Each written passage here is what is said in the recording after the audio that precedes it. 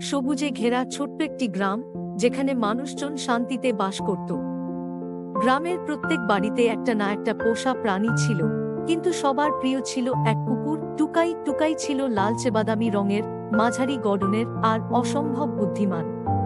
সে শুধু তার মালিকের বাড়ির পাহারা দিত না, পুরো গ্রামটাই যেন তার দায়িত্বে ছিল। গুপ্ত চোর ধরার মিশন। কয়েকদিন ধরে গ্রামে একটা সমস্যা দেখা দিয়েছিল। রাতের বেলা কারা যেন ধানের গোলা থেকে চাল চুরি করছিল। গ্রামের লোকজন চিন্তিত হয়ে পড়েছিল, কিন্তু চোরকে ধরতে পারছিল না। এক রাতে টুকাই তার মালিক রমেশ কাকার উঠোনে বসেছিল। আচমকা তার তীক্ষ্ণ নাক কিছু একটা সন্দেহজনক গন্ধ পেল। সে নিঃশব্দে উঠোন পেরিয়ে গ্রামের ধানের গোলার দিকে ছুটে গেল। সেখানে গিয়ে দেখে কয়েকটা ছায়ামূর্তি গোলার দরজা খুলে ভেতরে ঢুকছে। টুকাই বুঝে গেল এটাই সেই চোর। সাহসী প্রতিরোধ। টুকাই গোপনে একটা ঝোপের আড়ালে লুকিয়ে রইল। ঠিক যখন চোরেরা ধান নিয়ে পালানোর চেষ্টা করল, টুকাই এক লাফে বেরিয়ে এল আর জোরে ঘেউ ঘেউ শুরু করল।